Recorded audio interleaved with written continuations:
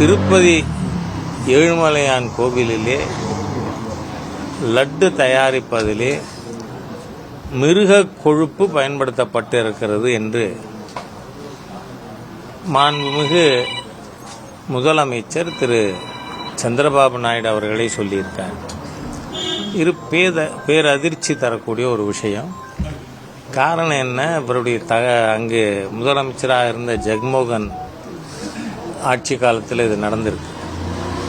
அவர்களுடைய தகப்பனார் எப்படி ஏழுமலையானுக்கு ஏழுமலை சொந்தமில்லை, ஏழுமலையானுக்கே ஏழுமலை சொந்தமில்லை, ரெண்டு தான் அவருக்கு என்று கிறிஸ்தவ மயமாக்கலின் ஒரு பகுதியாக அம்மாதிரியான பிரச்சாரம் நடந்தது.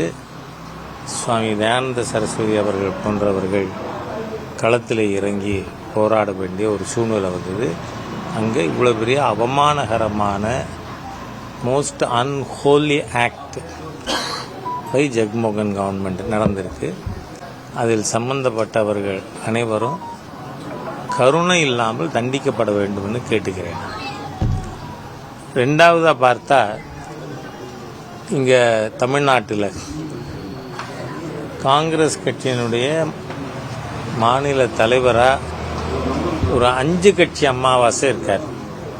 ஏன்னா கரெக்டாக நான் சொல்கிறது எப்போவுமே டேட்டா தப்பே ஆகாது. முதல்ல புதிய பாரதம், அப்புறம் புதிய தமிழகம், அப்புறம் விடுதலை சிறுத்தைகள், அதுக்கப்புறம் பகுஜன் சமாஜ் பார்ட்டி, இப்போ காங்கிரஸ். லாஸ்ட் ரிசார்ட் நினைக்கிறேன், லாஸ்ட் ரிசார்ட் ஆஃப் இது சொல்லுவாங்க ஸ்கவுண்ட்ரல் அப்படின்னு. ஆனால் லாஸ்ட்டுன்னு சொல்ல முடியாது. சரி, அதனால் அவர் பேர் ஆடிட்டர் பாண்டியன் கொலை வழக்கு நான் முழுசாக படிச்சிருக்கேன்.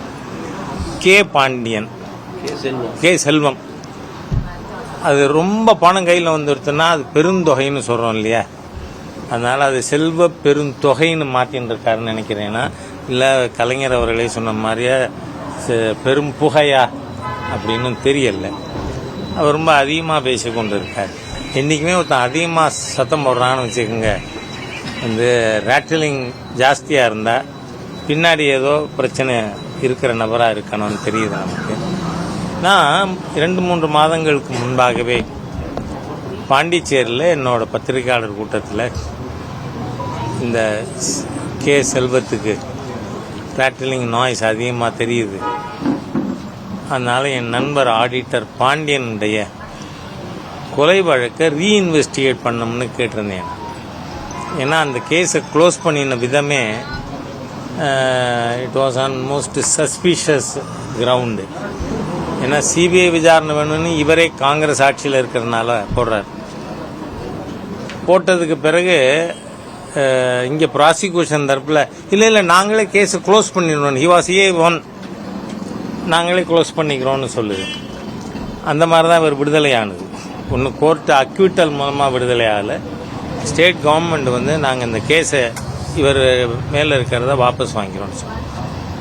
இப்போ நீங்கள் பார்த்தா ஜெய்சங்கர் பகுஜன் சமாஜ் கட்சியினுடைய பொதுச் செயலாளர், அவர் ராகுல் காந்தி அவர்களுக்கு 4 பக்கம் கடிதம் போட்டிருக்காரு. ஏன்னா இது ஆரம்பத்திலேருந்து இந்த சஸ்பிஷன் இருந்து கொண்டு தான் இருக்கு. திரு ஆம்ஸ்ட்ராங் கொலை வழக்கில் இவர் விசாரணைக்கு உட்படுத்த வேண்டும், இவர் அதில் ஈடுபட்டவர்னு நான் சொல்லலை, ஜெய்சங்கர் சொல்கிறார் அவரோட கடிதத்தில். நீங்கள் பார்த்தீங்கன்னா இளைஞர் காங்கிரஸில் இருந்தவராக அஸ்வத்தாமன், இவருக்கும் செக்ரட்டரியாக இருந்தார். அவர் இதில் ஏற்கனவே கைது செய்யப்பட்டார். அவங்க தகப்பனார் ஏற்கனவே ஜெயிலில் இருக்கிறவர். இது முழுக்க பார்த்தா ஒரு பெரிய கிரிமினல் பேக்ரவுண்ட் இருக்கிறவங்கெல்லாம் இன்வால்வ் ஆகியிருக்காங்க அப்படின்னு தெரியுது. ஆகவே நான் என்ன சொல்கிறேன், அந்த சரண்டர் ஆனது 8 பேரை அவங்களோட ஃபோனில் பேசினாங்க, ஒன்றா பாத்ரூம் போனாங்க, இப்படியெல்லாம் நிறைய சொல்லி விசாரிக்கிறாங்க, கைது பண்ணுறாங்க. ஏன் கே செல்வத்தை அலே செல்வ பெருந்தகை ஏன் இதுவரை கைது பண்ணலை? அவரே இன்னைக்கு ராகுல் காந்திக்கு எழுதியிருக்கார், அதனால் அவர் கைது பண்ணணும்.